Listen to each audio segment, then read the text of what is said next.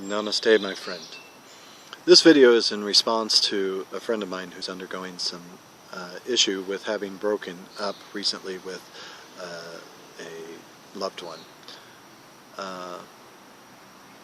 It's a difficult thing to have happen, and as a young man or a young person, the natural tendency for most people is to run off and do something silly.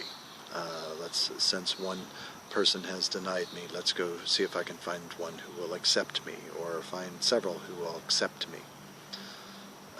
Having been in that position myself many times over the years, I've learned that that way does not result in peace. That way results in greater and greater turmoil, because you're hiding who you truly are.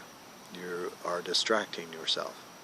So, going on to find other relationships or dabble in this and that particular individual is just a method for which you are not spending time finding peace. Peace doesn't lie externally. Peace lies internally.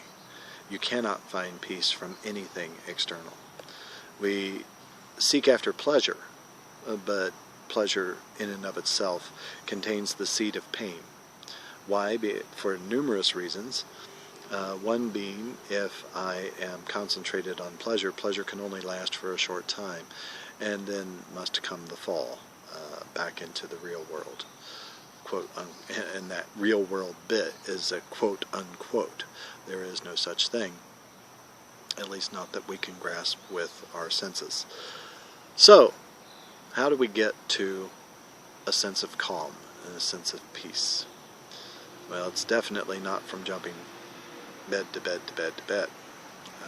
Just in and of its own experience, just the statement of it indicates a great deal of a need for high excitement and quite a bit of pain, because you see someone that you like and that person doesn't like you back.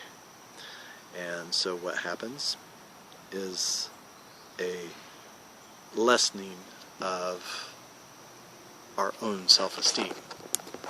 Basically, how can I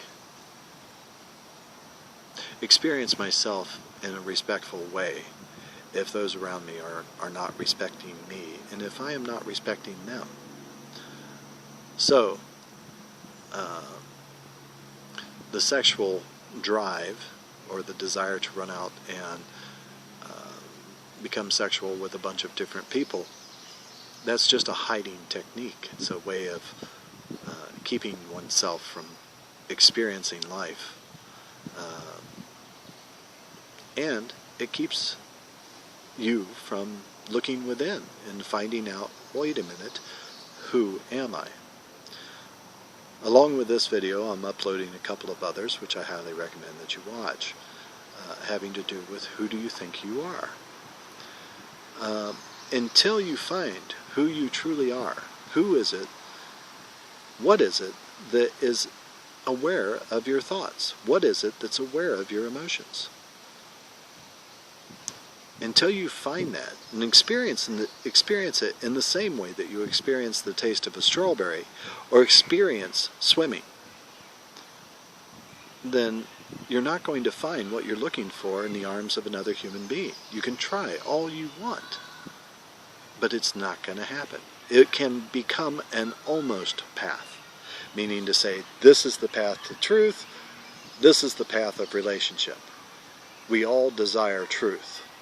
Well, we want to stay in relationship, and sometimes it might dip over into truth, but most of the time it's a close to. Now, when I say into relationship, I'm of course talking about romantic relationship, which the spiritual path doesn't disclude the romantic path, but in my personal opinion and understanding, finding oneself is incredibly important to begin with. And once that has been accomplished, then finding another who knows who they are leads to greater depth of wisdom and satisfaction in relationship. So, what to do? A relationship just ended. That was appropriate timing on behalf of the wind. So, the relationship just ended, so what's next? I'm desperate. I'm feeling all this pain. I need to run from the pain. I can't stand being this close to myself. Sit. Cry, if that's what's required. Feel all of the emotions that show up. But when you're feeling the emotions, don't just feel the emotions for feeling the emotion's sake. Look for the thought that you're believing that is causing the emotion. Because every emotion is caused by a thought. Basically, our emotional system is like an electric lamp. You have the bulb, you have the wiring, you have the electricity which goes through the wiring, and you have a switch. Okay? The switch is impersonal. Anybody can flip the switch. And we're taught as human beings that it is the person or thing flipping the switch that causes the bulb to burn. But that's not true. Any engineer or anyone versed in thinking can easily find that it is not the switch that causes the light to go on, but rather it's the electricity going through the wire which causes the bulb to turn on or go off. The switch is nothing more than that which allows the electricity to flow. So, if we use this analogy in who we are, or the emotional system, the bulb is like the emotion. The thought is the wiring. Belief is the electricity. And the other person or a experience is the switch. The switch is impersonal. Anybody who flips the switch, anybody can flip the switch. Anything can flip the switch. Something could fall from a shelf and flip the switch. That has no meaning. What has meaning is the belief. If the bulb goes on, it means that I am believing a thought. That's all it means. Examine your thought. Is it true? Can you know absolutely that it's true? I've examined my thoughts many times, and I can't really think of too many thoughts that I've ever thought that were true. If my thoughts could take human form and stand next to me, I wouldn't believe a word it said. If it said that the sun was shining, I'd have to stare at the sun to prove it. So, by unplugging the lamp, then the emotion goes off. And is that desirable? Not necessarily. It gets in the way sometimes. The emotion gets in the way of being able to see clearly. Because if I have an emotion, what I'm seeing, the emotion just wants to grow. So I'm going to pick and choose the different information that shows up. Now, happiness is an emotion. Joy is not. Joy is a state of being. And so one can have joy while feeling happiness. One can have joy while feeling anger. One can have joy while experiencing loneliness. So, here's what I'd like for you to do.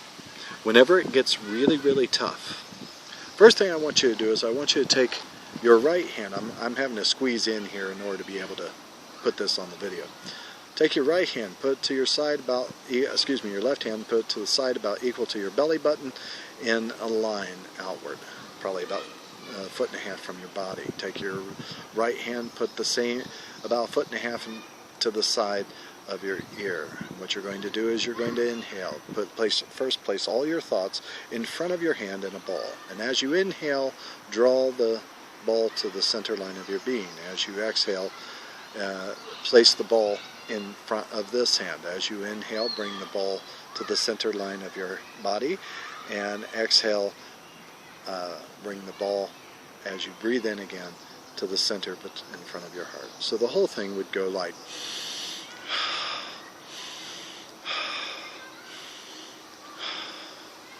do it slowly, and you will find a state of calm.